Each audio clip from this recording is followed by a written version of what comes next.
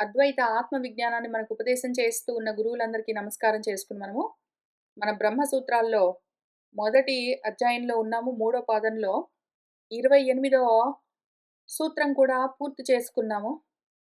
మనకొచ్చిన సందేహం ఏమి అంటే, వేదాలు అనిత్యమయ్యే ఇంద్రాదులను కల్పిస్తున్నాయి అంటే ఇవి కూడా అనిత్యమైపోతాయేమో గదా! వేదం అనిత్యమైతే నా కర్మలేమైపోతాయి? నాకు రావాల్సిన లోకాలేమైపోతాయి? అని మన పూర్వపక్షులు కలవరపడుతూ ఉంటే, వేదాల యొక్క నిత్యత్వాన్ని మనము నిరూపిస్తూ వస్తూ ఉన్నాము. అందులోనే మళ్ళీ ఇంకా కొన్ని శ్లోకాలున్నాయి, చూస్తూ వెళ్దాము. 29వ సూత్రం ఏం చెప్తున్నది అంటే, అతః ఏవచ నిత్యత్వం, అందుకనే వేదాల యొక్క నిత్యత్వము నిరూపించబడుతున్నది అని చెప్తూ ఉన్నది ఈ సూత్రం మనకు. ఎందుకని అంటే, ఎందుకు అంటే దేవాది వ్యక్తులు, దేవాది పదవులు అని మనం వేరువేరుగా అర్థం చేసుకోవాలి. ఏదో ఇంద్రుడు అన్న పదవి ఉన్నదనుకోండి, ఎవరైనా ఇంద్రుడు అవ్వచ్చు. మన వేదము ఇంద్రుడు అన్న పదవి గురించి చెప్తుంది గానీ, ఇంద్రుడు అన్న పదవిలో ఉన్న వ్యక్తి గురించి చెప్పదు. గోత్వం గురించి చెప్తుంది వేదము గాని, ఏదో వేరువేరుగా పుట్టి నశించే యాక్చువల్ ఆవులు, వ్యక్తమయ్యే వ్యక్తుల గురించి చెప్పదది. ఆ రకంగా అది చెప్పే విషయం ఎప్పుడూ నిత్యమే గాబట్టి, అది నిత్యము అని దానికి స్థూలంగా అర్థము. ఇప్పుడు దానికి మన శంకర్లు వారిచ్చిన భాష్యం చూద్దాము. స్వతంత్రస్య కర్తుః అస్మరణాదిభిః స్థితే వేదస్య నిత్యత్వే దేవాది వ్యక్తి ప్రభవ అభ్యుపగమనేన తస్య విరోధం ఆశంక్య అత ప్రభవాతీతి పరిహృత్య ఇదానీం తదేవ వేద నిత్యత్వం స్థితం దృఢయతి అతః ఏవ చ నిత్యత్వం ఇతి. వేదాలు నిత్యము అని చెప్పడానికి ఇంకొక ప్రమాణం ఏమి అంటే, స్వతంత్రంగా వాటికి ఏ కర్త లేడు.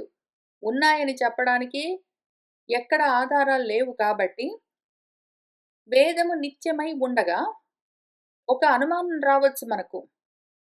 దేవాది వ్యక్తులు, ఇంద్రుడు మొదలైన దేవతలు, ఏదో అత్రి మొదలైన ఋషులు, అటువంటి వ్యక్తులకు మన వేదము కారణమయ్యింది అంటే, ఈ వ్యక్తులు నశిస్తే, అవి అనిత్యమైపోతే, అవి ఎక్కడ ఉన్నాయో ఆ వేదాలు కూడా అనిత్యమవ్వచ్చు కదా!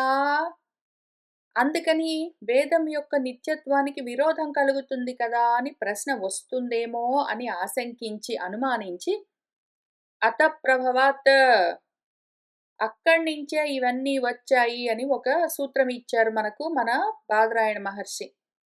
వేదం నుంచే అన్నీ వచ్చాయని. వేదం నుంచి అన్నీ ఎట్లా వస్తాయి? శబ్దం నుంచి ఏవైనా వస్తువులు వస్తాయేంటి? పలానా వాడున్నాడు అనుకో దేవదత్తుడు. వాడికొక పుత్రుడు కలిగిన తర్వాత వాడికి బ్రహ్మదత్తుడు అని పేరు పెట్టుకోవచ్చు. పేరు తర్వాత వస్తుంది. ముందైతే పదార్థం ఉంటుంది గదా! అని కూడా మన పూర్వపక్షులు ప్రశ్న వేస్తే, ఎందుకు ఆ విధంగా జరగదు? ఏమి కథ? ముందు శబ్దమే ఉంటుంది అని చెప్పుకుంటూ, పైగా శబ్దం అంటే ఏదో ఒక నాయిస్ కాదు, ధ్వని గాదు. దేనికైతే అర్థం ఉంటుందో అదే శబ్దము అని చాలా దూరం మనం రకరకాలుగా విచారణ చేస్తూ వచ్చాము.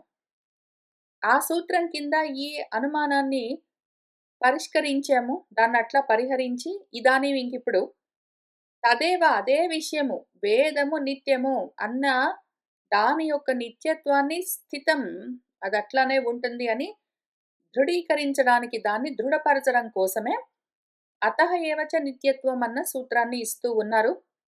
అతః ఏవ, అందుకని. ఎందుకని? నియతాకృతేః దేవాదేః జగతః వేదశబ్ద ప్రభవత్వాత్ వేదశబ్దే నిత్యత్వం అపి ప్రతీయేతవ్యం. దేవతలు, ఏదో ఇంద్రుడు మొదలైన వాళ్ళు, ఏదో ఋషులు, ఈ జగత్, ఇవన్నీ గూడా నియమితమైన ఆకారాలతో ఉంటుంది. ఎవరైనా సరే అంత ప్రయత్నం చేసుకుంటే ఇంద్రుడు మొదలైన పదవుల్లోకి వెళ్లి కూర్చోవచ్చు. లేదా భృగువు మొదలైన ఋషులుగా వెళ్లి ఆ పదవుల్లో ఉండొచ్చు. లేదా పలాని అప్సరసగా ఉండొచ్చు. గంధర్వుడుగా ఉండొచ్చు. ఇంకే రూపాల్లోనైనా ఉండొచ్చు. అట్లానే జగత్తు గూడా. ఇట్లానే ఉంటుంది అని దానికొక నియమితమైన పద్ధతి ఉంటుంది. ఇవన్నీ వేద శబ్దంలో ఉంటాయి. వేద శబ్దం నుంచి వేదాల నించే ఆ శబ్దం నించే ఈ శబ్ద బ్రహ్మం మొత్తము ప్రభవించింది. అందుకని వేద శబ్దం యొక్క నిత్యత్వానికి అనుమానమేమీ లేదు.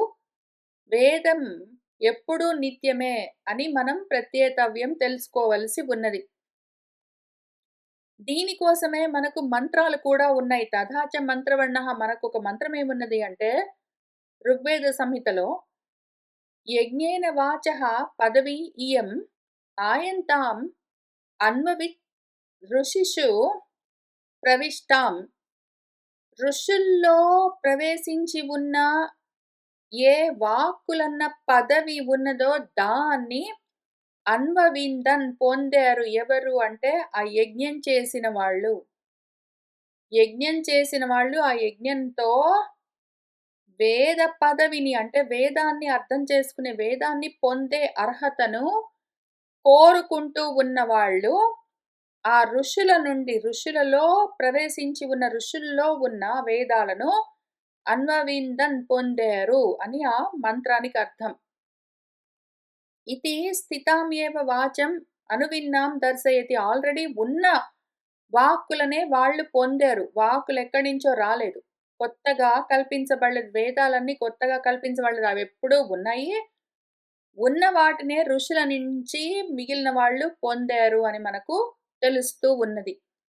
వేదవ్యాసుల వారు కూడా ఏవం స్మరతి ఆయన గూడా ఆయన స్మృతిలో ఆయన భారతంలో ఏం రాసి ఇచ్చారు మనకి? యుగాంతే అంతర్హితాన్ వేదాన్ సా ఇతిహాసాన్ మహర్షయః లేభిరే తపసా పూర్వం అనుజ్ఞాతాః స్వయంభువా ఇతి. యుగాంతే ప్రళయకాలంలో అంతర్ధానమైపోయిన సర్వాన్ వేదాన్ వేదాలన్నింటినీ ఇతిహాసాలతో పాటుగా మహర్షులు స్వయంభువా అనుజ్ఞాతాః స్వయంభువుడు బ్రహ్మదేవుడి నుంచి అనుజ్ఞ పొందిన వాళ్ళై ఆయన అనుగ్రహం వల్ల పూర్వము వాళ్ళ తపస్సుల చేత లేభిరే పొందారు అని మన వ్యాసుల వారు మనకు రాసిచ్చారు. ఆయన ఏం చెప్తున్నారంటే వేదాలు ఇతిహాసాలు ఎప్పుడూ ఉన్నాయి. అవి కొత్తగా కల్పించబడ్డవి కాదు. అయితే ఆ ఉన్న వాటిని మహర్షులు బ్రహ్మ నుంచి పొందారు. బ్రహ్మ నుంచి పొందిన ఆ మహర్షులు వాటిని కోరుకున్న వాళ్లకు ప్రవచనం చేశారు అని చెప్తూ వచ్చారు. అందుకని భారతమైన, భాగవతమైన కొత్తగా కల్పించబడ్డది కాదు. వ్యాసుల వారు రాసెందుకిచ్చారంటే ఆయనకు ఉన్న విషయం తెలిసింది. ఆయన భగవదనుగ్రహం వల్ల ఆ ఇతిహాసాలను పొంది వాటిని మనకు అనుగ్రహించారు అని ఆయనే రాసుకున్నారు. కాబట్టి ఇవన్నీ ఎప్పుడూ ఉన్నాయి. కొత్తగా కల్పించబడ్డవి కావు. ఎందుకు అది ముఖ్యం మనకు? కొత్తగా కల్పించబడ్డవి ఏవైనా నశించిపోతాయి. నశించిపోయే వాటిని నమ్మి మనము ఆచరించాము అంటే వాటితో పాటే మనం కూడా నశిస్తాం. మనం ఆచరించేవి నశించనివి, నాశము లేని శాశ్వతమైనవేవున్నాయో, ఏవైతే నిత్యమై ఉన్నాయో వాటిని మనం అనుసరించాము, ఆచరించాము అంటే మనము కూడా అటువంటి స్థితిని చేరొచ్చు. అందుకనే అది చాలా ముఖ్యమైన విషయం. అందుకనే మనం ఇన్ని సూత్రాలుగా చదువుకుంటూ వస్తూ ఉన్నాము. అదే కారణానికి బాదరాయణ మహర్షి గూడా ఇన్ని సూత్రాలు ఇచ్చారు. దాన్ని దృఢపరచడం కోసమే. తర్వాత సూత్రం ఏం చెప్తున్నది అంటే సమాన నామ రూపత్వాత్ చ ఆవృత్తౌ అపి అవిరోధః దర్శనాత్ స్మృతేః చ. ఇంకొక రకంగా గూడా దీన్ని అడ్రెస్ చేద్దాము. ఇంకొక రకంగా గూడా దీన్ని అర్థం చేసుకోవడానికి ట్రై చేద్దాం. ఇప్పుడు ప్రతి యుగంలో ప్రళయం వస్తుంది. ఆ యుగం అంతమైపోతూ ఉంటే ప్రళయం వస్తుంది. ఆ ప్రళయ కాలంలో నామాలతో, రూపాలతో ఉన్నవన్నీ గూడా నశించిపోతాయి. ప్రతిదీ నశించిపోయి మళ్ళీ కొత్తగా కల్పించబడ్డది అంటే అనిత్యమైపోతాయి కదా! ఈ కల్పంలో, ఈ కాలంలో, ఈ యుగంలో ఉన్న ఇంద్రుడు, అగ్ని, బ్రహ్మ, నారదుడు ఇట్లాంటి వాళ్ళందరూ ఆ కాలమంతమయ్యేసరికి నశించిపోయి మళ్ళీ తర్వాత వచ్చారంటే మళ్ళీ కొత్తగా వస్తారు గదా! నశించిపోయిన వాళ్ళు మళ్ళీ నిత్యం కాకుండా ఉంటారు. నిత్యం కాని వాటిని మన వేదం రాసింది అంటే వేదం మళ్ళీ అనిత్యమైపోతుంది అని మళ్ళీ మనకు అనుమానమొస్తే, దాన్ని తొలగిస్తూ మన బాదరాయణ మహర్షి ఏం చెప్తున్నారంటే ఈ సూత్రంలో, ఆవృత్తౌ అపి ఎన్ని సార్లు మళ్ళీ, మళ్ళీ, మళ్ళీ సృష్టులు, లయాలు, సృష్టులు, లయాలు, సృష్టి, లయము ఎన్ని సార్లు వస్తూ పోతూ ఉన్నా గూడా, అందులో నామరూపాలు అవే ఉండేట్టు. మార్పు లేకుండా నామరూపాలు సమానంగా ఉండేవే వస్తూ ఉంటాయి ఆ పదవులన్నీ. అదే ఇంద్రుడు, అవే రెస్పాన్సిబిలిటీస్‌తో. వాళ్ళే గంధర్వులు, అవే రెస్పాన్సిబిలిటీస్‌లో. ఆ పదవులు మారవు. వ్యక్తులు మారొచ్చు. అందుకని అవిరోధము, విరోధమేమీ లేదు. వేదం యొక్క నిత్యత్వానికి అడ్డేమీ లేదు. కావాలంటే వేదం గూడా ఎన్నో మంత్రాల్లో మనకు ఆ విషయాన్ని దర్శింపచేసింది, చూపించింది. అట్లానే స్మృతులు కూడా, పురాణాలు కూడా అదే విషయాన్ని మనకు చెప్తూ వచ్చాయి అని ఆ సూత్రానికి అర్థము. దానికి భాష్యం చూద్దాము. అథాపి స్యాత్ మన పూర్వపక్షి ఏమంటున్నాడంటే, అదట్లా ఉంచు సిద్ధాంతి. ఆ విషయం పక్కన బెట్టు. వేదము నిత్యమా? కాదా? అంటే అవును, అవును అనుకుంటూ నువ్వు రకరకాలుగా చెప్తున్నావు. నేను ఇంకొక రకంగా అడుగుతాను పట్టు. యది పశు ఆది వ్యక్తివత్ దేవాది వ్యక్తయః అపి సంతత్యైవ ఉత్పద్యేరన్ నిరుజ్యేరన్శ్చ తతః అభిధాన అభిధేయ అభిధాతృ వ్యవహార అవిచ్ఛేదాత్ సంబంధ నిత్యత్వేన విరోధః శబ్దే పరిహ్రీయేత. యదా తు ఖలు సకలం త్రైలోక్యం పరిత్యక్త నామరూపం నిర్లేపం ప్రళీయతే ప్రభవతి చ అభినవం ఇతి శృతి స్మృతివాదాః వదంతి. తదా కథం అవిరోధః ఇతి చెప్పయ్యా నువ్వు సిద్ధాంతి. యది ఒకవేళ పశువులున్నాయనుకో, గోవు అన్నావు నువ్వు. గోత్వం అని ఏదో ఎగ్జాంపుల్ జెప్పావు. ఆ గోవు అన్న వ్యక్తి లాగానే, ఏదో ఇంద్రుడు అన్న దేవత కూడా వ్యక్తి లాగానే, సంతతము నిత్యం ఎప్పుడు జూసినా ఉత్పత్తి వస్తూ ఉండడం, నిరుద్యేరన్ పోతూ ఉండడం జరుగుతూ ఉంటుంది గదా! అంటే, ఉంటే ఉన్నది. కానీ అవన్నీ వ్యక్తులు గాదు. వ్యక్తుల గురించి మనం మాట్లాడట్లేదు. వేదం చెప్పేది అది గాదు. ఆకారం చెప్తున్నది అది. పదవి గురించి చెప్తూ ఉన్నది అని చెప్పావు నువ్వు. తతో అభిధాన, అభిధేయ, అభిధాతృ వ్యవహార అవిచ్ఛేదాత్. ఇంద్రుడు అన్న పేరు అదే ఉంటుంది. దానికి అదే అర్థం ఉంటుంది. ఇంద్రుడు అన్న శబ్దానికి ఆ పలాని అర్థము. దాన్ని అభిధాతృ తెలుసుకునేవాడు. అభిధానం అంటే నామము. ఏదో శబ్దము. అభిధేయం అంటే దాని అర్థం. అభిధాత అంటే తెలుసుకునేవాడు. ఈ వ్యవహారాలన్నీ అట్లానే ఉన్నాయి మార్పు లేకుండా. కాబట్టి అటువంటి సంబంధం ఉండడం చేత, నిత్య శబ్దానికి నిత్య అర్థ సంబంధం ఉంది గాబట్టి, సరే మంచిదే. శబ్దం నిత్యము అని ఒప్పుకుంటాను. విరోధం లేదు అన్నావు నువ్వు.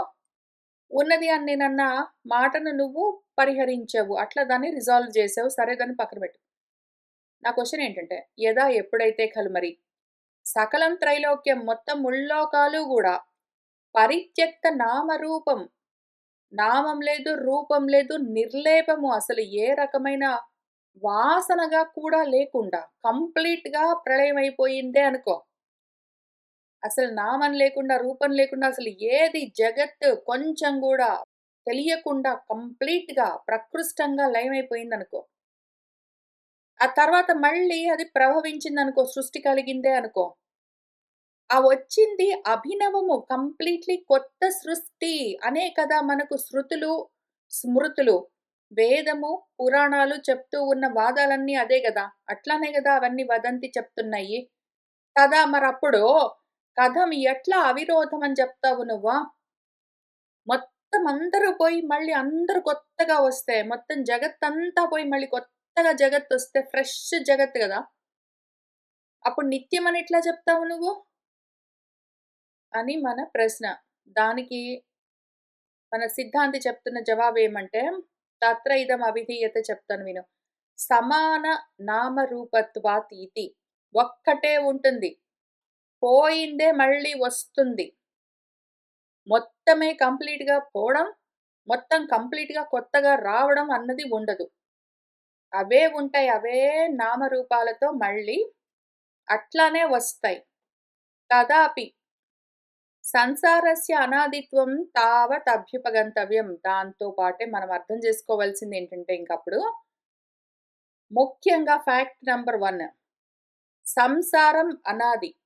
దానికి ఆది లేదు. తెలుసు గదా! సంసారం ఎప్పుడూ ఉంటుంది. అనాదిగా వస్తూ ఉన్నది సంసారం. దీన్నైతే ఇట్లానే ముందు పట్టుకో. ఈ విషయం వదిలిపెట్టకు. ఎందుకంటే ప్రళయంలో నామం, రూపం ఏమీ లేకుండా కంప్లీట్‌గా అన్నీ వదిలిపెట్టేసి లైవ్ అయిపోయాయి గదా! మళ్ళీ నెక్స్ట్ అన్నీ ఫ్రెష్‌గా వచ్చాయి గదా! అంటే కంప్లీట్‌గా లేకుండా పోయి మళ్ళీ ఫ్రెష్‌గా వస్తుంది, బ్రేక్ అయిపోయింది అంటే అనాది అని చెప్పడం కష్టం. సంసారము అనాది. అది ఎప్పుడూ ఉంటుంది. అనాదిగా వస్తూ ఉన్నది. దాంట్లో బ్రేక్ అవ్వడం అన్నది లేదు. ఆ విషయం అయితే తెలుసు కదా! దీన్నైతే ఎవరు క్వెషన్ చేయలేరు. ప్రతిపాదయిష్యతి చ ఆచార్యః మన బాదరాయణాచార్యుల వారే ఇంక తర్వాత రెండో అధ్యాయంలో మొదటి పాదంలో 36వ సూత్రంలో ఏం చెప్తారు? ఉపపద్యతే చాపి ఉపలభ్యతే చ అది ఉపపద్యతే, అది ఉపలభ్యతే. దాన్ని పొందుతారని ఆయన సంసారం యొక్క అనాదిత్వాన్ని, సంసారం అనాదిగా వస్తూ ఉన్నది అని ఆయన ఒక సూత్రాన్ని ఇచ్చారు. దాని గురించి మన శంకర్ల వారు మళ్ళీ భాష్యం రాసిస్తారు. మనం చూసుకుంటూ వద్దాము. కాబట్టి అనాదౌ చ సంసారే యథా శ్వాప ప్రబోధయోః ప్రళయ ప్రభవ శ్రవణేపి పూర్వ ప్రబోధవత్ ఉత్తర ప్రబోధే అపి వ్యవహారాత్ న కశ్చిత్ విరోధః. ఏవం కల్పాంతర ప్రభవ ప్రళయయోః అపి ఇతి ద్రష్టవ్యం. సంసారం అనాది అని మనకు తెలుసు కదా! సంసారం అనాదిగా వస్తూ ఉన్నది. బ్రేక్ అవ్వదని తెలుసు మనకి. దీనికి ఎగ్జాంపుల్ చూద్దాం. ఎట్లా అయితే స్వాప ప్రబోధయోః స్వాపన నిద్రపోయాడనుకో ఎవడో. వాడు మళ్ళీ పొద్దున్న లేచాడనుకో. అంతే సింపుల్‌గా. ఎందుకంటే వీడు పడుకున్నప్పుడు జగత్తంతా లయమైపోయింది ప్రపంచమంతా. వాడు మేల్కున్నప్పుడు మళ్ళీ ప్రపంచమంతా సృష్టింపబడ్డది అనే గదా! చెప్తూ ఉన్నాయి మనకు వేదాలు, ఉపనిషత్తులన్నీ. వాడు పడుకుంటే స్వాపం, నిద్రపోయాడంటే ప్రళయం. వాడు ప్రబోధం లేచాడంటే ప్రభవం. అనే గదా మనకు చెప్తూ ఉన్నారు. పూర్వ ప్రబోధవత్ వాడు నిన్న ఏదో మేల్కున్నాడు. నిన్నంతా ఏవో కర్మలు చేశాడు. రాత్రి పడుకొని నిద్రపోయాడు. రాత్రి నిద్రపోయినప్పుడు అన్నీ లయమైపోయాయి. మళ్ళీ వాడు పొద్దున లేచేసరికి అన్నీ అట్లనే వచ్చేసాయి గదా! పూర్వ ప్రబోధవత్ నిన్న లేచినప్పుడు ఏవేవి ఉండెనో, ఇప్పుడు ఉత్తర ప్రబోధ నెక్స్ట్ రోజు వాడు లేచేసరికి, ఆ వ్యవహారాలన్నీ అట్లనే ఉన్నాయి గానీ, అవి మళ్ళీ ఫ్రెష్‌గా, కొత్తగా, వేరేగా వచ్చాయని చెప్పరు గదా ఎవరైనా. నా కశ్చిత్ విరోధః ఏవం దీనికి కాదు అని ఎవడైనా అడ్డు చెప్తాడేంటి? చేయరు గదా! ఏవం ఇట్లానే కల్పాంతర ప్రభవ ప్రళయయోః అపి ఈ కల్పం అంతరించి లయమైపోయి, తర్వాత నెక్స్ట్ కల్పం మళ్ళీ సృష్టించబడితే కూడా, మళ్ళీ ఆ సృష్టించబడ్డ కల్పం లయమైపోయి, మళ్ళీ నెక్స్ట్ కల్పం మళ్ళీ సృష్టించబడితే కూడా, ఇట్లానే ముందున్న కల్పంలోని విషయాలు నెక్స్ట్ కల్పంలోకి కూడా వచ్చి చేరుతాయి అన్నది ద్రష్టవ్యం. దీన్నిట్లా చూడవలసి ఉన్నది. స్వాప ప్రబోధయోః చ ప్రళయ ప్రభవౌ శ్రూయేతే. పడుకుంటే లయము, మేలుకుంటే సృష్టి అని మనకు శృతులు గూడా చెప్తూ ఉన్నాయి. ఎట్లా? ఇక్కడ ఒక పెద్ద మంత్రం ఇచ్చారు. కౌశీతకి బ్రాహ్మణమన్న ఉపనిషత్తులోని మంత్రము.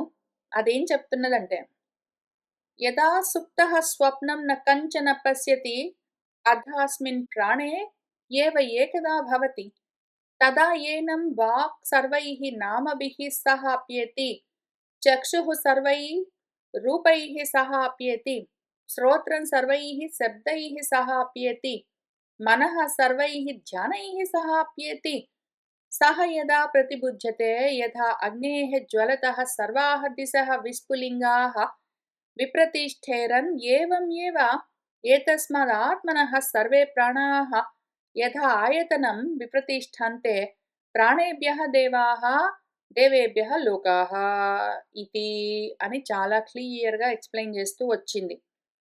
ఆ మంత్రం ఏం చెప్తున్నదంటే, యదా ఎప్పుడైతే వీడోడున్నాడనుకో, వాడు సుప్తః పడుకున్నాడు. ఇంక ఎటువంటి నిద్ర అంటే, స్వప్నం న కంచన పశ్యతి, అసలు ఏ రకమైన స్వప్నం కూడా లేదు. కల లేదు. వాడు నిద్రపోయాడు కాబట్టి జగత్తు లేదు. వాడు కల గూడా కనట్లేదు కాబట్టి స్వప్నం గూడా గాదు. కంప్లీట్ దీర్ఘ సుషుప్తిలో ఉన్నాడే అనుకోవాడు. అప్పుడు అస్మిన్ వాడిలోనే, ఆ ప్రాణంలోనే ఏవ ఏకధా భవతి, ఇంక వీడేం చేస్తాడు పోయి, ఆ ప్రాణంలోనే అంటే ఇక్కడ ప్రాణము అన్నదానికి బ్రహ్మము అనే అర్థము, దాని గురించి గూడా భాష్యాలన్నీ ఉన్నాయి. మనం తర్వాత ఈ ఉపనిషత్తు చదువుతున్నప్పుడు చూస్తూ వద్దాము. మనము ఇంతకు ముందు గూడా కొన్ని సూత్రాల్లో ప్రాణం అంటే బ్రహ్మమే అని మన బాదరాయణుల వారు, ఆచార్యుల వారు ఇచ్చిన సూత్రాలకి శంకర్ల వారిచ్చిన భాష్యాన్ని గూడా చూస్తూ వచ్చాం. కాబట్టి ఇక్కడ ప్రాణం అంటే బ్రహ్మము. అందులోనే ఏకదా భవతి, వాడు అందులో పోయి కలిసిపోతాడు. తదా ఏనం, అప్పుడేమవుతుందంటే వాడిలోనే, వాడి యొక్క వాక్ సర్వైః నామభిః సహా, వాడి వాక్కు నామాలన్నింటితో సహా కలిసి అప్యతి, అక్కడ కలిసిపోతుంది, పొందుతుంది.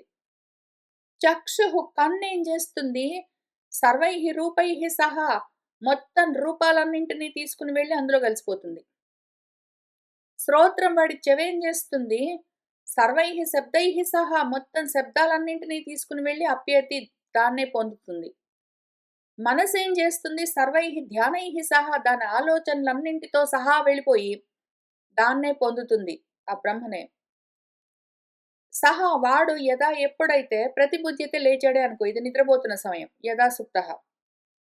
వాడు ఒకవేళ యదా ప్రతిబుధ్యతే మేల్కొన్నాడంటే, యథా అగ్నేః జ్వలతః, జ్వలిస్తున్న అగ్నిలో నుంచి అన్ని దిక్కుల్లోకి విస్ఫులింగాలు, నిప్పు రవ్వలు వెదజల్లబడతాయో, విప్రతిష్ఠేరన్ ఏవం ఏవ, అట్లానే ఏతస్మాత్ ఆత్మనః, ఈ ఆత్మ నుంచే సర్వే ప్రాణాః, ప్రాణాలంటే ఇక్కడ మన ఇంద్రియాలన్నీ, కన్ను, చెవి, మనసు, వాక్కు అని చెప్తూ వచ్చారు గదా!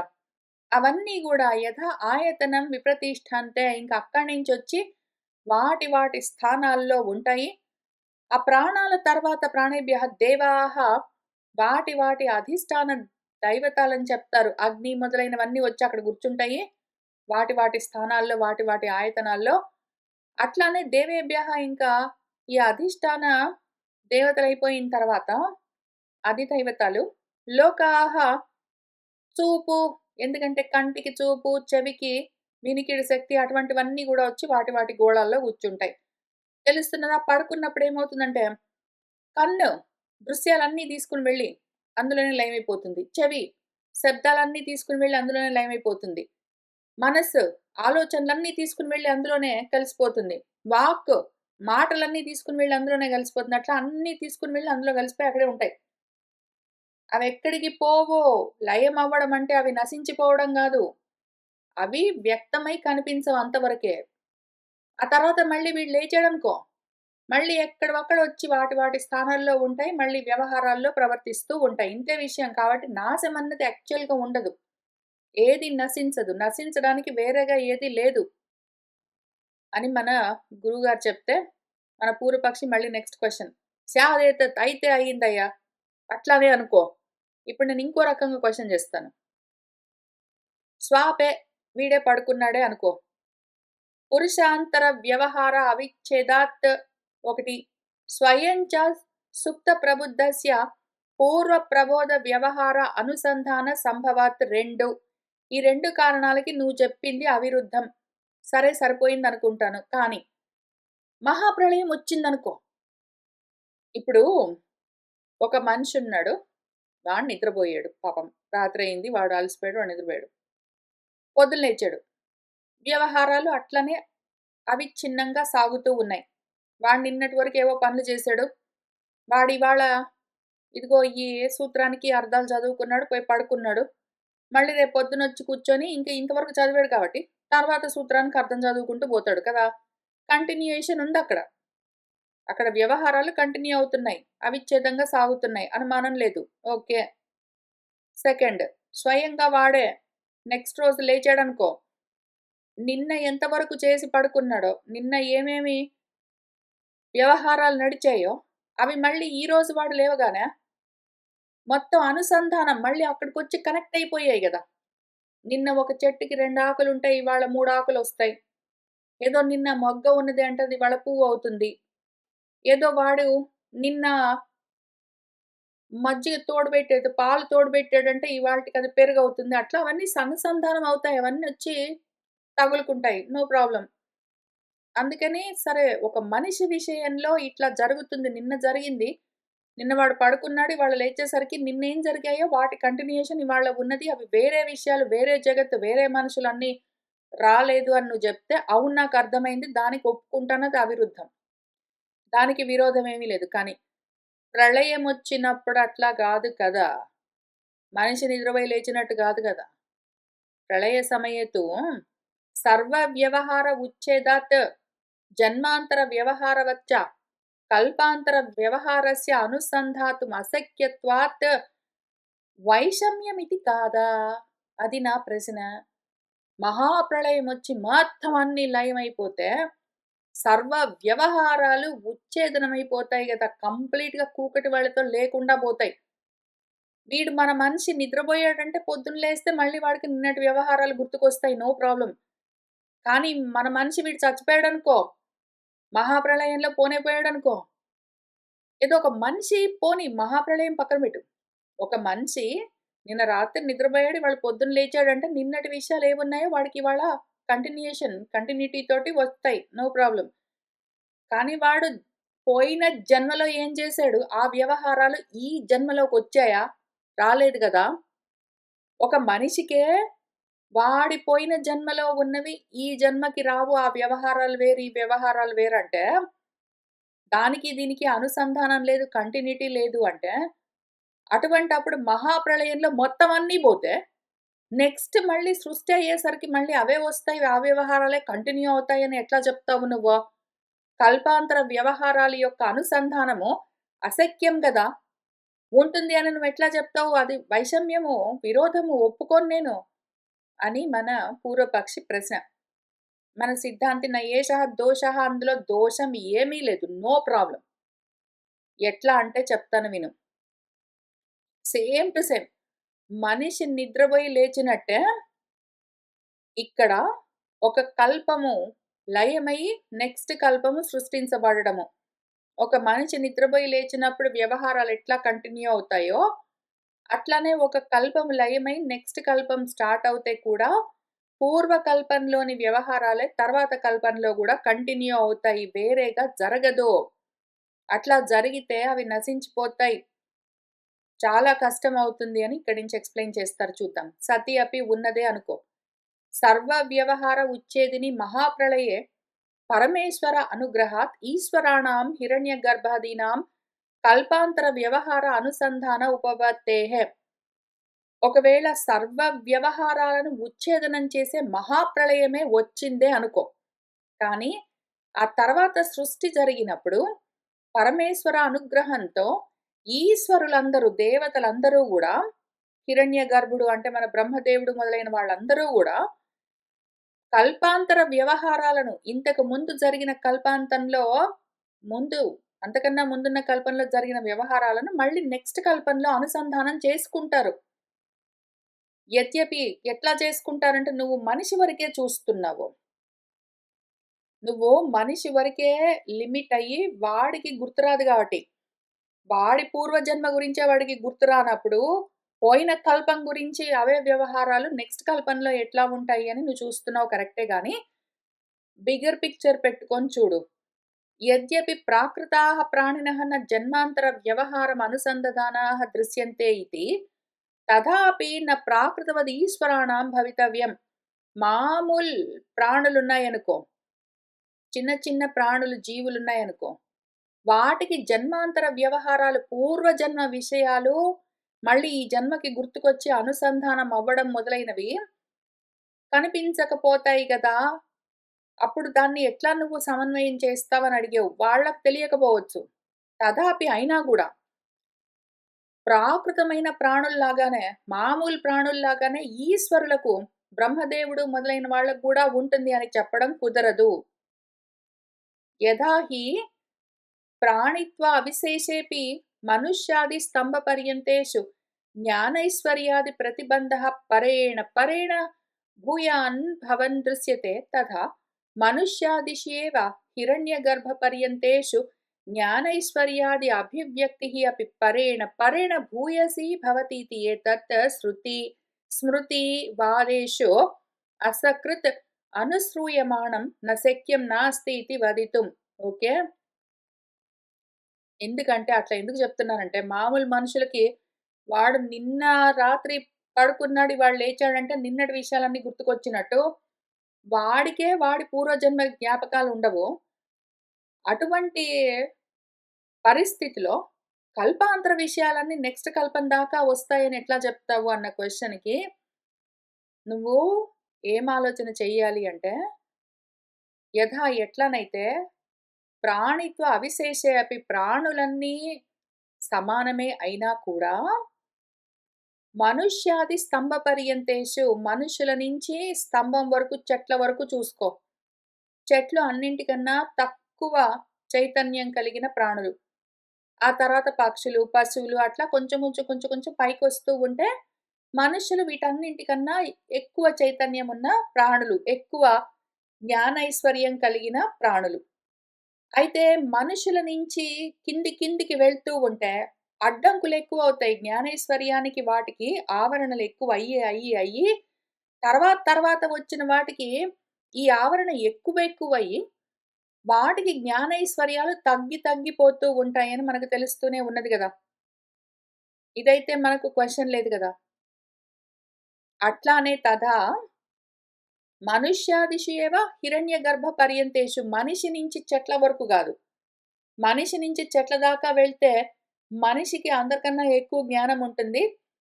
అక్కడి నుంచి ఇంకా కిందికి వెళ్తున్న కొద్దీ ప్రాణులకు జ్ఞానైశ్వర్యం తగ్గిపోతూ ఉంటుంది. కానీ జ్ఞానైశ్వర్యం అంటే జ్ఞానము, ఈశ్వర భావం అంటే శక్తి. అవి తగ్గిపోతూ ఉంటాయి. జ్ఞానము, శక్తి. సర్వజ్ఞత, సర్వశక్తివత్వం తగ్గిపోతూ ఉంటాయి వాళ్ళకి. ఇంకా ఇటు నుంచి పైకి చూద్దాం. మనిషి నుంచి బ్రహ్మదేవుడి దాకా చూసామనుకో, అప్పుడు మనిషికి తక్కువుంటుంది. అక్కడి నుంచి పైకి వెళ్తూ ఉన్న కొద్దీ బ్రహ్మదేవుడి దాకా వెళ్తే ఇంకా పెరిగిపోతూ ఉంటుంది జ్ఞానైశ్వర్యము. జ్ఞానైశ్వర్యాలు అభివ్యక్తీకరించబడడము తర్వాత పైకి వెళ్తూ ఉన్న కొద్దీ ఎక్కువ అవుతూ ఉంటాయి అని మనకు శృతులు, స్మృతులు కూడా అసకృతి ఎన్నో సార్లు చెప్తూ ఉండగా మనం వింటూ వస్తూ ఉన్నాం కాబట్టి అట్లా కుదరదు అని అనలేము. మనిషికి తెలియకపోవచ్చు, బ్రహ్మదేవుడు మొదలైన దేవతలకు తెలియొచ్చు. అతః కాబట్టి చ అతీత కల్పానుష్ఠిత ప్రకృష్ట జ్ఞాన కర్మణాం ఈశ్వరాణాం హిరణ్యగర్భాదీనాం వర్తమాన కాలాదౌ ప్రాదుర్భవతాం పరమేశ్వర అనుగృహీతానాం సుప్త ప్రతిబుద్ధవత్ కల్పాంతర వ్యవహార అనుసంధాన ఉపపత్తిః. అట్లానే అతీతమైన జరిగిపోయిన కల్పంలో ఏ కర్మలు జరిగాయో వాటి గురించి ఏ కర్మలు నేను చేశాను అన్న ప్రకృష్ట జ్ఞానంతో ఆ కర్మలతో ఈశ్వరులు అంటే హిరణ్యగర్భుడు, బ్రహ్మదేవుడు మొదలైన వాళ్ళు ఉంటారు. వాళ్ళు మళ్ళీ వర్తమాన కాలంలో ఇప్పుడు నెక్స్ట్ వర్తమాన కల్పాదౌ ఇప్పుడు మళ్ళీ నెక్స్ట్ కల్పం స్టార్ట్ అయ్యింది అంటే ఆదిలో ప్రాదుర్భవతాం వాళ్ళు మళ్ళీ వస్తారు. పరమేశ్వర అనుగ్రహీతాం పరమేశ్వరుడి నుంచి వాళ్ళకు అనుగ్రహంగా మళ్ళీ నిన్నటి కల్పంలోని విషయాలన్నీ గుర్తుకొస్తూ ఉంటాయి. ఎట్లా అంటే సుప్త ప్రతిబుద్ధవత్ నిద్రపోయిన వాడు మళ్ళీ మేల్కొన్నట్టే కల్పాంతర వ్యవహారాలన్నింటినీ అనుసంధానం చేసుకుంటారు. ఆ విధంగా ఉండడము ఉపపత్తి తప్పకుండా జరుగుతుంది. అట్లా కుదురుతుంది. ఈ విషయం గురించే మన లలితా సహస్రము పంచకృత్య పరాయణ అని చెప్తూ, తిరోధానకరి ఈశ్వరి అని, అనుగ్రహద అని రకరకాల నామాలు చెప్తూ వచ్చాయి. ఈ 5 కృత్యాలు చెప్తూ ఒక 10 నామాలు ఇచ్చింది మనకు లలితా సహస్రం. ఈశ్వర అనుగ్రహం వల్ల మళ్ళీ అవన్నీ అనుగ్రహంగా గుర్తుకొస్తాయి. దాంతో అనుసంధానం కలుపుకోవచ్చు. తథా చ శృతిః మనకు వేదం ఏం చెప్తున్నది? శ్వేతాశ్వతరంలో యః బ్రహ్మాణం విదదాతి పూర్వం యః వై వేదాంశ్చ ప్రహిణోతి తస్మై తంహ దేవం ఆత్మబుద్ధి ప్రకాశం ముముక్షుః వై శరణమహం ప్రపద్యే ఇతి.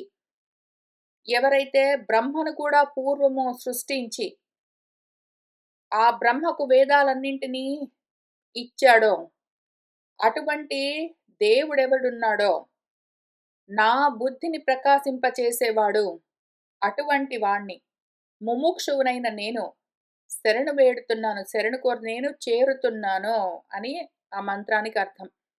ఎవరైతే పూర్వము బ్రహ్మను కూడా కల్పించి ఆయనకు వేదాలన్నింటినీ ఇచ్చాడో, అటువంటి వాడు నాకు వేదాలు కావాలి గాదు. ఆ వేదాలు ఎవరి దగ్గరున్నాయో ఆ బ్రహ్మ గూడా గాదు. ఆ బ్రహ్మదేవుడిని కూడా కల్పించి వేదాలను శబ్దబ్రహ్మము వేదమంటే.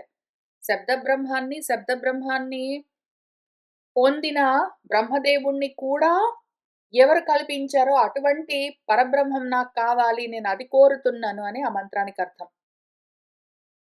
స్మరంతి చ స్మృతులు కూడా, పురాణాలు కూడా ఇట్లా చెప్తాయి. శౌనకాదులు మన సూతుల వారితో మాట్లాడుతూ ఉన్నప్పుడు ఉన్న శ్లోకం ఇది. మన వ్యాసుల వారు రాసిచ్చారు. మధుచ్ఛంద ప్రభృతిభిః ఋషిభిః దర్శితయ్యః దృష్టాః ఇతి. మధుచ్ఛందుడు మొదలైన ఋషులందరూ దర్శించారు ఈ వేదాలను అని ఆ శ్లోకానికి అర్థం. ప్రతివేదం ఏవమేవం కాండ ఋష్యాదయః స్మర్యంతే. ప్రతి వేదానికి, ఆ వేదంలోని ప్రతి కాండకు ఒక ఋషి ఉంటాడు అని మనకు స్మృతులు చెప్తూ ఉన్నాయి మన పురాణాలు. శృతిః అపి ఋషి జ్ఞానపూర్వకం ఏవ మంత్రేణ అనుష్ఠానం దర్శయతి. శృతులు మంత్రాలు చదువుకుని నువ్వు అనుష్ఠానం చేస్తున్నావంటే, ఆ మంత్రాల ఋషి ఎవరు? ఆ మంత్రాల ఋషి ఎవరు అన్న జ్ఞానంతో సహా ఆ విషయం తెలుసుకుని నువ్వు అనుష్ఠానం చెయ్యి అని చెప్తూ ఉన్నది. ఆర్షేయ బ్రాహ్మణంలో ఉన్న మంత్రమేమి అంటే, యహః వై అవిదితార్షేయ ఛందోదైవత బ్రాహ్మణేన మంత్రేణ యాజయతి వా అధ్యాపయతి వా స్థాణుం వార్చతి గర్తం వా ప్రతిపద్యతే అని అది శాపం పెట్టింది. ఎవడైనా సరే వాడు మంత్రం చదువుకుంటున్నాడంటే, ఆ మంత్రం యొక్క ఋషి ఎవరు? దాని ఛందస్సేమి? దాని దైవతమేది? దాని దేవత ఏది? అది ఏ బ్రాహ్మణం నుంచొచ్చింది? అని ఆ మంత్రం గురించిన విషయాలు అవిదితం తెలియకుండానే, చెప్పకుండానే ఎవడైనా సరే యాజయతివా యజ్ఞం చేయించాడంటే ఆ మంత్రాలను ఉపయోగించి, లేదా అధ్యాపయతి ఆ మంత్రాలను నేర్పించాడంటే, ఆ మంత్రాల యొక్క ఋషి ఎవరు, దేవత ఎవరు, ఛందస్సేంటి అవన్నీ చెప్పకుండానే, అవి తెలుసుకోకుండానే ఎవడైనా ఆ మంత్రాలను ఉపయోగించి యజ్ఞం చేసినా సరే, ఆ మంత్రాలను ఎవరికైనా నేర్పించినా సరే, వాడు స్థాణుం వారిచ్చతి గర్తం వా ప్రతిపద్యతే. వాడు రాళ్లలోనైనా పడతాడు, గుంటలోనైనా పడతాడు, వాడు చెడిపోతాడు గాని బాగుపడడు అని చెప్పింది. ఇతి ఉపక్రమ్య ఇట్లా చెప్తూ అది తస్మాదేతాని మంత్రే మంత్రే విద్యాత్. ప్రతి మంత్రానికి ఆ మంత్రం ఇచ్చిన ఋషి ఎవరు, దేవత ఎవరు అవన్నీ తెలుసుకోవాలి అని అది చెప్పింది. ప్రాణినాంచ సుఖప్రాప్తయే ధర్మః విధీయతే. ప్రాణులకు సుఖాన్ని పొందడం కోసమే ధర్మం విధించబడ్డది. దుఃఖ పరిహారాయ చ అధర్మః ప్రతిషిధ్యతే. దుఃఖం కలగకుండా ఉండడానికి నువ్వు ఇటువంటి అధర్మాలు చెయ్యకు అని ప్రాణుల కోసం చెప్పారు. దృష్టానుశ్రవిక సుఖ దుఃఖ విషయౌ చ రాగద్వేషౌ భవతః న విలక్షణ విషయౌ ఇతి అతః ధర్మాధర్మ ఫలభూత ఉత్తరా సృష్టిః నిష్పద్యమానా పూర్వసృష్టి సదృశ్యైవ నిష్పద్యతే. దృష్టా ఆనుశ్రవిక సుఖ దుఃఖ విషయౌ చ. ఎవరైనా ఏవైనా కర్మలు చేయాలి, ఏవైనా ధర్మాలు పాటించాలి, అధర్మాలు చేయకుండా ఉండాలి అంటే, వాళ్ళింతకు ముందు అటువంటివి చూడనైనా చూడాలి, విననైనా వినాలి. ఆ సుఖమేంటో వాళ్ళకి తెలియదు, ఆ దుఃఖమేంటో వాళ్ళకి తెలియదు అంటే, తెలియని దాని గురించి ఎవ్వరు ఏ కర్మలు చెయ్యరు. కావాలి అని కోరుకోరు. ఎవడైనా సరే సుఖం కావాలి అని దాని మీద రాగం పెంచుకుంటారు. దుఃఖం వద్దు అని దాని మీద ద్వేషం పెంచుకుంటారు. ఆ సుఖ దుఃఖాల గురించిన రాగద్వేషాలు ఎందుకు కలుగుతాయి అంటే, దాని గురించి వాళ్ళకి తెలియాలి. వాళ్ళు వినైనా ఉండాలి, వాళ్ళు అనుభవించైనా ఉండాలి, చూసైనా ఉండాలి. వాళ్ళకి ఎట్లో ఒకట తెలియాలి. లేకపోతే మాత్రం విలక్షణంగా వాళ్లకు సుఖమేంటో, దుఃఖమేంటో తెలియకపోతే కోరుకోవడం ఉండదు. వాళ్ళకు సుఖమేంటో, దుఃఖమేంటో తెలియకపోతే దాని మీద ఇష్టమో, ద్వేషమో ఉండవు. పైగా మూడో రకము. వాళ్ళకు సుఖం తెలిసిన తర్వాత దాని మీద ద్వేషం ఉండదు. వాళ్ళకు దుఃఖం తెలిస్తే దాని మీద అది కావాలి అని కోరిక ఉండదు. కాబట్టి వాళ్ళకు క్లియర్‌గా సుఖమేంటో, దుఃఖమేంటో తెలిసే ఉంటుంది గాబట్టే వాళ్ళు కోరుకుంటారు కావాలో వద్దో అని. ఈ విషయంగా ఉండగా ఇత్యతః ధర్మాధర్మ ఫలభూత ఉత్తరా సృష్టిః. ధర్మాధర్మాలు ఆచరించడం వల్ల ఫలంగా తర్వాత జన్మలొస్తాయి అని చెప్తూ ఉంటారు. అందుకని దానివల్ల నీకేమర్థమైతుంది? పోయిన జన్మ యొక్క కంటిన్యూయేషన్ ఈ జన్మ. పోయిన జన్మలో నువ్వు మంచో, చెడో చేసుకుంటే, దాని గురించిన ఫలము అనుభవించడానికి ఈ జన్మ కంటిన్యూ అవుతూ ఉన్నది కదా! కాబట్టి నీకేం అర్థం గావాలి? అక్కడ కట్ అయిందని గాదు గదా! అంటే వీడు నిన్న రాత్రి నిద్రబోయి ఇవాళ లేచాడు కాబట్టి, వాడికి నిన్నటి విషయాలు ఇవాల్టికి గుర్తుకొచ్చాయి గానీ, వాడి పూర్వజన్మ విషయాలు వాడికి గుర్తుకొస్తున్నాయి ఏంటి? అంటే వాడికి గుర్తుకొచ్చినా, రాకపోయినా పూర్వజన్మలో వాడు చేసిన ఏ వ్యవహారాలున్నాయో వాటి యొక్క కంటిన్యూయేషన్ ఈ జన్మలో నడుస్తూ ఉంటుంది. ఎందుకు అంటే ధర్మాధర్మ ఫలాలు ఉత్తర సృష్టిలో నెక్స్ట్ జన్మలో వాడు అనుభవించవలసి ఉంటుంది. ఇట్లా నిష్పద్యమానము. అది జరుగుతూ ఉంటుంది. పూర్వ సృష్టి సదృశేవ నిష్పద్యతే. ఇంతకు ముందు జన్మలో వాడు ఎట్లాంటి కర్మలు చేశాడో, దానికి తగిన విధంగానే ఈ జన్మ ఉంటుంది. వాడు అట్లానే వ్యవహరిస్తూ వెళ్తాడు. దాని గురించి స్మృతి చ భవతి. మనకు వేదం ఏం చెప్తున్నది అంటే, తేషాం ఏ యాని కర్మాణి ప్రాక్ సృష్ట్యాం ప్రతిపేదిరే తాని ఏవ తే ప్రపద్యంతే సృజ్యమానాః పునః పునః. ఈ సృష్టుల్లో ఎవరెవరైతే జన్మల్లో ఏ ఏ కర్మలు ఇంతకు ముందు ఈ సృష్టి కన్నా ముందు, ఈ జన్మ కన్నా ముందు చేసుకున్నారో, మళ్ళీ వాటినే నెక్స్ట్ జన్మలో పొందుతూ ఉంటారు. ఇట్లానే ప్రతి జన్మలో మళ్ళీ, మళ్ళీ, మళ్ళీ, మళ్ళీ ఎన్ని జన్మలెత్తుతారో అన్ని జన్మల్లో, ఆ కర్మలకు సంబంధించిన జన్మలనే వాళ్ళు ఎత్తుతూ పోతారు.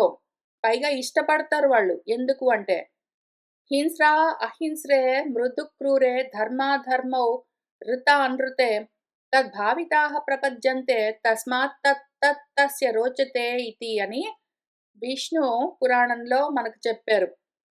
వాడు పూర్వజన్మలో ఎటువంటి కర్మలు చేశారో దానికి సంబంధించినట్టే ఈ జన్మ దాంట్లో కర్మలు కూడా కంటిన్యూ అవుతూ ఉంటాయి. వాడు హింస చేస్తూ ఉన్నాడా? అహింస చేస్తాడా? మృదువుగా ఉంటాడా? క్రూరంగా ఉంటాడా? వాడు మనిషి అయ్యాడా? సింహం అయ్యాడా? ధర్మాలు పాటిస్తాడా? అధర్మాలు పాటిస్తారా? అబద్ధాలు చెప్తుంటాడా? నిజాలు చెప్తూ ఉంటాడా? అని ఏదైనా సరే వాడు భావించాడు, వాడు కోరుకున్నాడు, అట్లా కర్మలు చేస్తూ ఉన్నాడు కాబట్టి, అదే విధంగా వాడికి మళ్ళీ జన్మలొస్తాయి. వాడు అదే విధంగా చేస్తాడు. అందుకనే వాటిని ఇష్టపడుతూ ఉంటాడు అని మనకు పురాణం చెప్తూ ఉన్నది. ప్రళీయమానమపి చ ఇదం జగత్ శక్తి అవశేషం ఏవ ప్రళీయతే. నెక్స్ట్ ఇంకొక విషయం చెప్తాను విను. జగత్ ప్రళయము లయమైపోతే కూడా శక్తి లయమవ్వదు. శక్తి మూలం ఏవ చ ప్రభవతి. ఆ శక్తి ఎప్పుడూ ఉంటుంది. అనాది కాబట్టే దానివల్లే మళ్ళీ జగత్తంతా సృష్టింపబడుతుంది. ఇతరథా ఆకస్మికత్వ ప్రసంగాత్ ఒకవేళ అట్లా కాదు అన్నావంటే, శక్తి కూడా నశించిపోయింది అన్నావంటే మాత్రము మళ్ళీ సృష్టి జరగడం కుదరదు. మళ్ళీ నెక్స్ట్ ఇంకేదో వేరే శక్తితోటి వచ్చింది అంటే ఆకస్మికంగా హఠాత్తున కలగవలసి ఉంటుంది. ఒక ప్రణాళికతో, ఒక పద్ధతి ప్రకారం జరిగిందని చెప్పలేమప్పుడు. నచ అనేకాకారాः శక్తయః శక్యాः కల్పయితుం. రకరకాల శక్తులున్నాయని చెప్పడం కుదరదు. తతః చ విచ్ఛిద్య విచ్ఛిద్యాపి ఉద్భవతాం భూరాదిలోక ప్రవాహాణాం దేవతిర్యక్ మనుష్య లక్షణానాం చ ప్రాణినికాయ ప్రవాహాణాం వర్ణాశ్రమ ధర్మ ఫల వ్యవస్థానాం చ అనాదౌ సంసారే నియతత్వం ఇంద్రియ విషయ సంబంధ నియతత్వవత్ ప్రత్యేతవ్యం. కాబట్టి ఛేదించబడుతున్న కొద్ది కట్టయిపోతున్న కొద్ది మళ్ళీ మళ్ళీ ఉద్భవిస్తూ ఉన్న మొదలైన లోకాలు, భూమి మొదలైన లోకాలు, ఆ ప్రవాహము, ఆ వరస, దేవతలు, తిర్యక్కులు, మనుష్యులు, ఆ లక్షణాలతో ఉన్న ప్రాణి నికాయము, సముదాయము, ఆ ప్రవాహము, ఆ మొత్తం వరసంతా, వర్ణాలు, ఆశ్రమాలు, వాటి ధర్మాలు, వాటి ఫలాలు, ఆ వ్యవస్థ, ఇవన్నీ కూడా అనాదిగా ఉంటూ ఉన్నాయి ఈ సంసారంలో. అవన్నీ ఒక నియతత్వం, ఒక నియమం ప్రకారం జరుగుతూ ఉంటాయి. ఎప్పుడు ప్రతి కల్పానికి కొత్తగా వస్తాయా ఇవన్నీ? ధర్మాలు, ఫలాలు, ఆ వ్యవస్థలు, మనుష్యులు, దేవతలు, ఆ ప్రాణులు, ఈ లోకాలు, ఇవన్నీ మాటిమాటికి మారిపోతున్నాయా? అవెప్పుడు అట్లనే ఉంటాయి అనాదిగా. ఒక నియమం ప్రకారము నడుస్తూ ఉంటాయి. ఎట్లా అంటే ఇంద్రియ విషయ సంబంధ నియతత్వవత్. ఒక కన్నున్నదనుకో, అదెప్పుడు చూస్తూనే ఉంటుంది. ఒక కన్ను, 2 కళ్ళు. కళ్ళున్నాయి అంటే చూస్తూనే ఉంటాయి. చెవులున్నాయంటే వింటూనే ఉంటాయి. ముక్కున్నదంటే వాసన చూస్తూ ఉంటుంది. ముక్కు చూస్తాను, కన్ను తింటాను, చెవి మాట్లాడతాను అని ఒకదాంది ఒకటి చెయ్యవు. దేని ధర్మాలు దానివే. ఆ ధర్మాలు అనాదిగా అట్లనే వస్తున్నాయి మార్పు లేకుండా. అట్లా రావాలి అంటే అవి కంటిన్యూ అవుతూ ఉండాలి. మారిపోయాయి, కంప్లీట్‌గా ఫ్రెష్ ఐటెమ్స్ వచ్చాయంటే ఏదో కన్ను తినడము, చెవి నడవడము ఇట్లాంటివన్నీ చేయవలసొస్తుంది. అవట్లా చెయ్యవు గదా! దేని పని అవే చేస్తాయి అని మనం ప్రత్యేతవ్యం అట్లా అర్థం చేసుకోవాలి. నహి ఇంద్రియ విషయ సంబంధాదేః వ్యవహారస్య ప్రతిసర్గం అన్యథాత్వం షష్ఠేంద్రియ విషయకల్పం శక్యం ఉత్ప్రేక్షితుం. ఇంద్రియ విషయాలున్నాయనుకో, ఇంద్రియ విషయాలతో సంబంధం పెట్టుకుని, కన్ను దృశ్యంతో సంబంధం ఉంటుంది, చెవికి శబ్దంతో సంబంధం ఉంటుంది. అట్లా వ్యవహారాలు చేస్తూ ఉంటాయి. ప్రతి సర్గంలో, ప్రతి సృష్టిలో ఇట్లానే జరుగుతుంది. అన్యథా వేరే రకంగా జరుగుతుందా? ఈ సృష్టి మొత్తం నశించింది కాబట్టి నెక్స్ట్ సృష్టిలో వేరే రకంగా చేద్దాము అని ఇంకేదో ఒకటి ఆలోచించుకొని చేస్తున్నదా? ఏదో 5 ఇంద్రియాలున్నాయి. కంటికి దృశ్యం, చెవికి శబ్దం అట్లాంటివి. అవి కాక ఆరో విషయం ఏదైనా ఒకటి కల్పించబడ్డదా? ఎన్ని యుగాలు మారినా, ఎన్ని జన్మలు మారినా, ఎన్ని రోజులు మారినా 5 ఇంద్రియాలున్నాయంటే వాటికి 5 విషయాలుంటాయి. ఇంక అంతవరకే. 6 విషయాలుండవు. ఏదో దృశ్యాలు, శబ్దాలు, స్పర్శలు, రుచులు, వాసనలు అవే 5 ఉంటాయి. ఆరోదేమి ఉండదక్కడ. కాబట్టి కొత్తగా ఏవి రావు. ఉన్నవే మళ్ళీ మళ్ళీ కంటిన్యూ అవుతుంటాయి. ఆ విషయం మనం అట్లానే అర్థం చేసుకోవాలి. అతశ్చ సర్వకల్పానాం తుల్య వ్యవహారత్వాత్ కల్పాంతర వ్యవహార అనుసంధాన క్షమత్వాత్ చ ఈశ్వరాణాం సమాన నామరూపాః ఏవ ప్రతి సర్గం విశేషాః ప్రాదుర్భవంతి. అందుకని ప్రతి కల్పంలో ఒకటేలాగా వ్యవహారాలతో, ప్రతి కల్పంలో ఆ కల్పం అయిపోయింది అంటే నెక్స్ట్ కల్పానికి కావాల్సిన వ్యవహారాలన్నీ అనుసంధానం అవుతూనే ఉంటాయి. అట్లా చేయడానికి కావలసిన క్షమ, ఆ సామర్థ్యం, ఆ శక్తి ఎప్పుడూ ఉంటుంది ఈశ్వరులకు. పైగా ఆ ఈశ్వరులకు ఇంద్రుడు, బ్రహ్మ మొదలైన వాటన్నింటికి అవే నామాలు, అవే రూపాలుంటాయి. అవి పదవులు.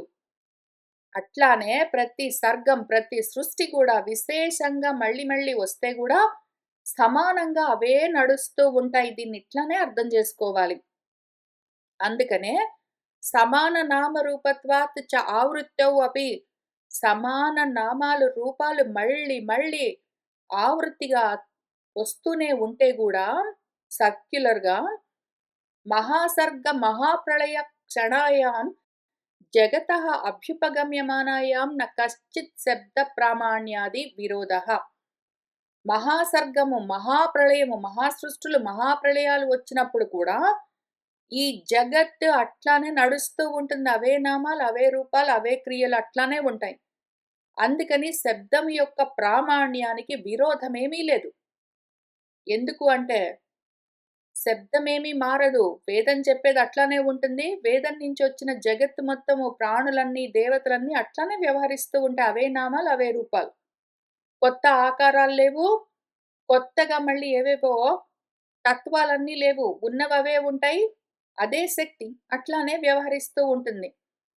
సమాన నామ రూపతాంచ శృతి స్మృతి దర్శయతః కావాలంటే శృతుల్లో, వేదాల్లో, స్మృతుల్లో, పురాణాల్లో ఈ సమానమైన నామాలు, రూపాలతోటే ఉంటాయి అని చూపిస్తాయి. వాటిని నేను ఎగ్జాంపుల్‌గా కోటింగ్ చేస్తాను చూడు అని చెప్తున్నారు గురువుగారు. సూర్య చంద్రమసౌ ధాతా యథా పూర్వం అకల్పయత్ దివం చ పృథివీం చ అంతరిక్షమధోస్వః అని ఋగ్వేద సంహితలోని మంత్రం. ధాత ఎవరైతే వీటిని సృష్టించేవాడున్నాడో ఆయన సూర్యుడు, చంద్రుడు, దివి, పృథివి, అంతరిక్షము, తర్వాత స్వర్గము వీటన్నింటినీ కూడా ఇంతకు ముందులాగానే మళ్ళీ కల్పించాడు అనుంది. ఇంతకు ముందులాగానే మళ్ళీ కల్పించాడు అనుంది. మళ్ళీ కొత్తగా రకరకాలుగా కల్పించాడు గాదు. యథా పూర్వస్మిన్ కల్పే సూర్య చంద్రమః ప్రభృతి జగత్క్లప్తం తథా అస్మిన్నపి కల్పే పరమేశ్వరః అకల్పయతిత్యర్థః. ఇంతకు ముందు కల్పంలో సూర్యుడు, చంద్రుడు మొదలైన మొత్తం జగత్తంతా ఎట్లా కల్పించబడ్డదో అట్లానే పరమేశ్వరుడు మళ్ళీ దాన్ని అదే విధంగా కల్పించాడు అని దానికర్థం. తథా అట్లానే అగ్నిః వా అకామయత అన్నాదః దేవానాం స్యామితి సహ ఏవం అగ్నయే కృతికాభ్యః పురోడాశం అష్టాకపాలం నిరవపత్ అని తైత్రీయ బ్రాహ్మణంలోది. ఒకడున్నాడు వాడు నేను అగ్నినవ్వాలి అని కోరుకున్నాడు.